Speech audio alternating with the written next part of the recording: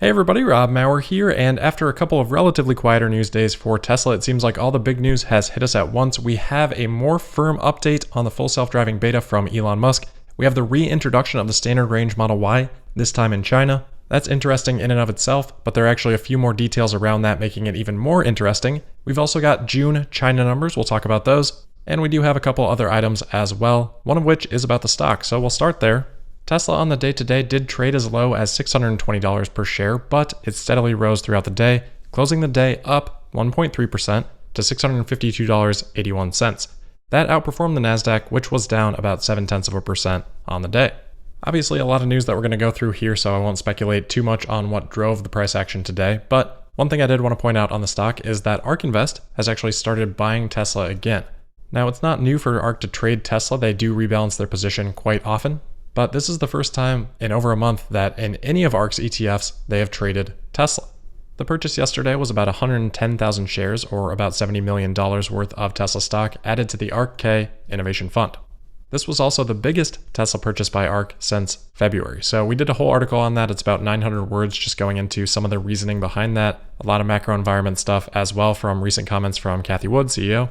I won't go through all those details here, but I will link to the article if you're curious to check it out in the description. All right, let's get into the news on the FSD Beta. You may remember we have now gone through the Elon timeline progression of sometime next month to 2 weeks to soon. Now we have a firm date, or firm for now at least. Elon yesterday tweeting that they are releasing beta version 9 end of week. Now, obvious next question on that is that this week or next week? Elon straightening that up in a separate reply saying, quote, beta 9 will start uploading at midnight California time on Friday. Bear in mind, it is still just a beta, end quote. So still just a beta and still a limited beta, unfortunately, for those of us not in the FSD beta group. Elon also saying that the wide release, quote, depends on how the limited beta goes. If it goes well, maybe a month or so, end quote. Not too surprising there. We have talked about a couple of Elon tweets in the past that have alluded to the next update being a limited release. Of course, with the move over to vision only, Tesla's been spending a lot of time working on rewriting some of this stuff. And it's only natural for them to be a little bit cautious as they are rolling that out versus just sending it to the whole fleet right away.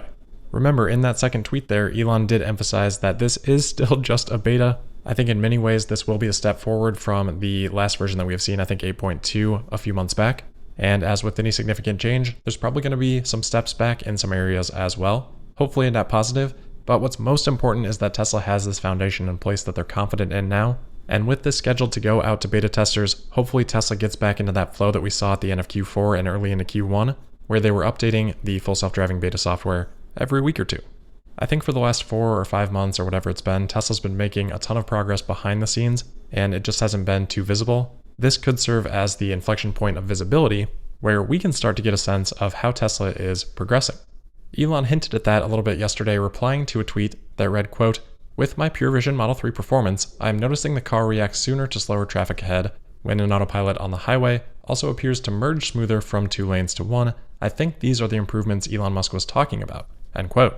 Elon tagged onto that saying, quote, expect rapid improvement with Pure Vision, end quote. So this is going to be a very exciting time, despite what Elon says of maybe a month more for a wider release, which I think most would probably bet the over on. It's going to be great to getting back to having a look at how the progress is coming along. And of course, as I'm recording this, Elon replying to Holmars again, saying that he can sometimes be over-optimistic on schedules. A couple of other updates on this. Somebody asked on Twitter if there would be a new user interface on Saturday as well. Elon replied to that saying there'd be an improved FSD screen, attempting to show the quote-unquote mind of the car. That's the second time Elon has mentioned that phrase specifically, so we'll see what Tesla's got there in terms of the FSD visualization and how it's been updated. On the verge of this release and talking about timelines and things like that, the other thing that I did notice on Twitter was that Elon Musk liked this tweet by Holmars Catalog, drawing a parallel to the FSD timelines and the Model 3 ramp, where everyone was complaining about the Model 3, how long they had to wait, where's my vehicle, etc., etc. And then Tesla scaled production, Model 3 became the best-selling electric vehicle in the world. Holmars says that's what's about to happen again with FSD and Elon liking that tweet. So I thought that was a good reminder and a pretty good comparison as well. Obviously, any comparison is going to have its flaws, but it also shows that Elon is feeling confident with where Tesla is at. As for the impact of the business from the FSD beta release, this initial limited release won't really impact the financials too much, but if Tesla does end up actually releasing it more broadly in Q3, they'll be able to recognize quite a bit of full self-driving deferred revenue for the quarter, potentially hundreds of millions of dollars, which would mostly go to the bottom line.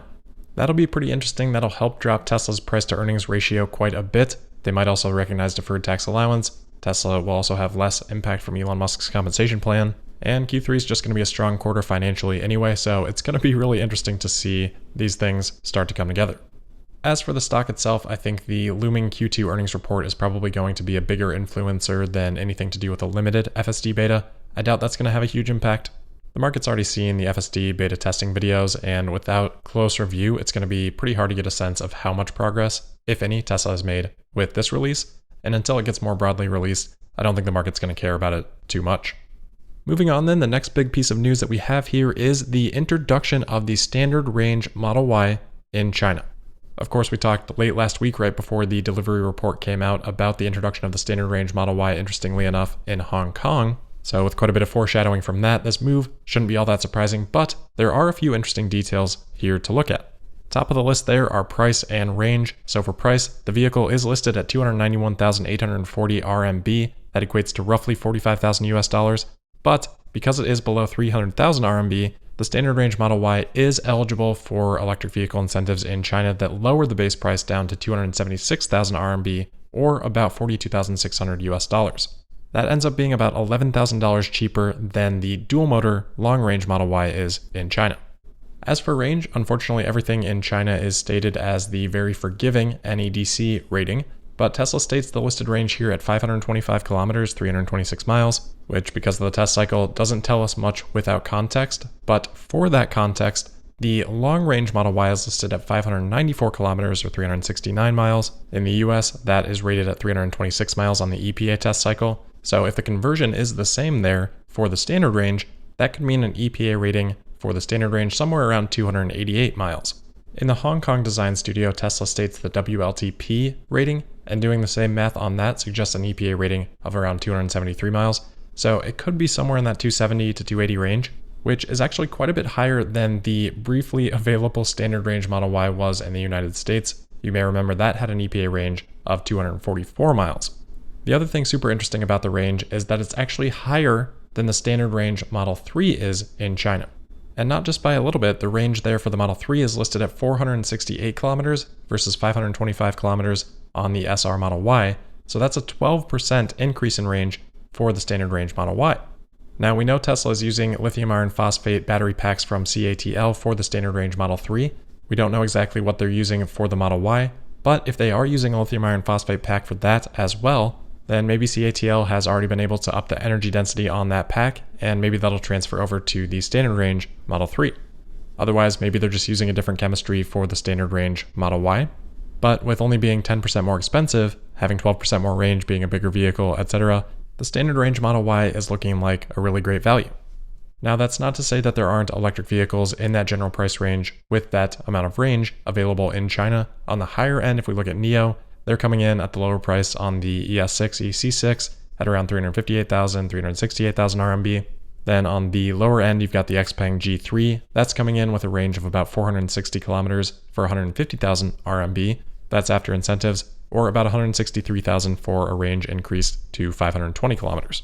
Then kind of in the middle of that price band, you've got the VW ID4 Cross. A few different options, as you can see there, ranging from 200,000 RMB to 280,000 RMB, with ranges from 400 kilometers up to 550 kilometers.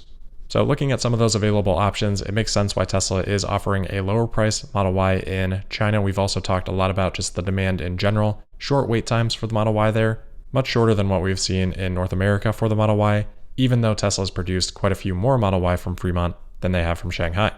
So while I do expect Model Y production from Shanghai to continue to increase, I do think this is also a demand-related move. That's not necessarily a bad thing. Tesla's got plenty of margin to be able to make those pricing decisions, and they should be getting, even with this introduction, better margins than what their competition is. The other rumor, emphasis on rumor, that we should have some confirmation on shortly, whether or not it's true, is that first reports are apparently coming in that the Model Y from China is going to be available to order in Europe beginning tomorrow for delivery in Q3. This is not the first time we've heard rumblings about that, so I guess we'll find out shortly. Alright, next up, but also a related topic, as expected, we did get the CPCA China sales numbers for June overnight last night. They're reporting monthly wholesale sales for Tesla China of 33,155 vehicles. That's comprised of 28,138 retail sales, so domestic China sales, and 5,017 exported vehicles.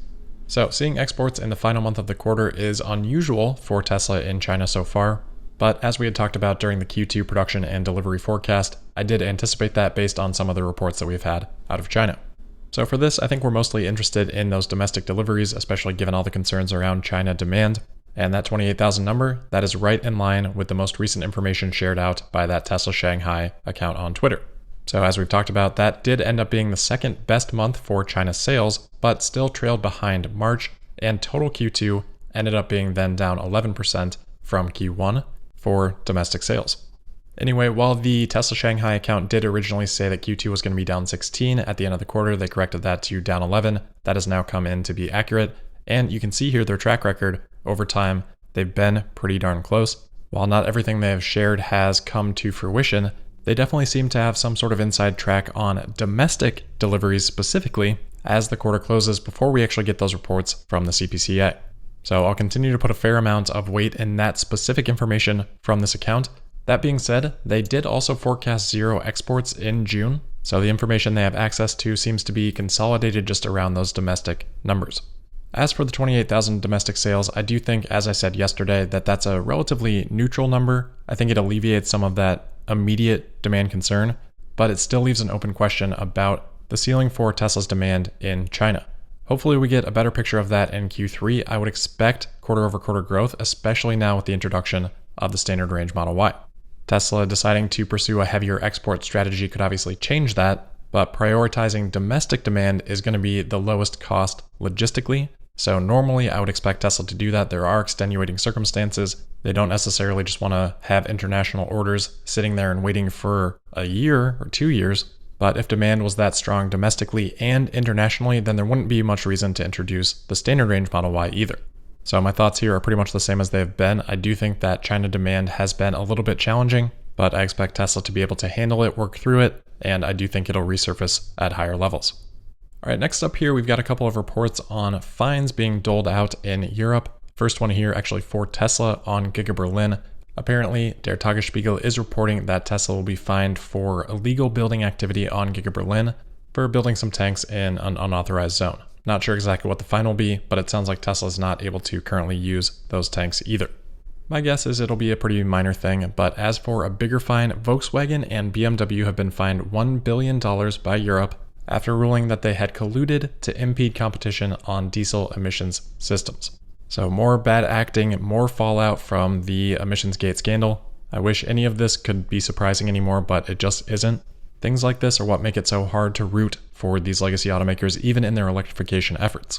I don't think we need to spend a ton of time on it. Obviously, that whole story has been beat to death, but I did kind of find it surprising how Volkswagen responded to this to the Wall Street Journal. Apparently, they said that, quote, "The Commission is breaking new legal ground with this decision because it is the first time it has prosecuted technical cooperation as an antitrust violation. It is also imposing fines even though the contents of the talks were never implemented and customers were therefore never harmed," end quote. Okay, so basically, yeah, we totally tried to collude, but it just didn't end up working, so no harm done. Not sure that doing no harm is the stance that you want to take on any issue around Dieselgate there, Volkswagen, but hey, whatever helps you justify your actions, I guess that's what goes. All right, anyway, last story here. This is from Stellantis. They held their EV day today, basically detailing their electrification strategy. They announced that they plan to invest more than 30 billion euros through 2025 in electrification and software. Yeah, standard stuff that we hear. What automakers don't tell you is how many billions of dollars are still going into internal combustion engines over that period of time. But anyway, they say they're targeting over 70% of sales in Europe and over 40% in the United States to be low-emission vehicles. Low-emission vehicles, that's what they say, by 2030. Maybe they shared more information, but that statement alone means nothing to me. But in more concrete terms, they say that they expect to have a battery sourcing strategy of over 260 gigawatt hours by 2030, which would maybe be enough for about 2.5 million full battery electric vehicles, less if you're including plug-in hybrids in that number. And obviously, battery sourcing strategy does not equate to having their own battery production. They do at least say that all 14 brands under Stellantis are committed to offering what they say are best-in-class fully electrified solutions. I'll express my doubt on the best-in-class part of that, but at least they are doing EVs across the brand range. I personally know a lot of people that I guess would self-identify as Jeep people, and maybe we can get a nice electric Jeep for them. For their final bullet point on their summary here, they say that they are planning to introduce solid-state battery technology in 2026. It's kind of funny that all these dates are now 5 years from now. A couple years ago, you would have seen all these dates be pinned to 2025, just like we're seeing right now with 2030, but magically, now that we're actually into the 2020 range, companies will start to anchor on 5 years out instead. There is a reason for that, which I don't think that I need to explicitly explain. All right, getting too negative here, so that's where we're going to wrap it up for today. But as always, thank you for listening. Make sure you're subscribed and signed up for notifications. You can also find me on Twitter at Tesla Podcast, and I'll see you tomorrow for the Friday, July 9th episode of Tesla Daily. Thank you.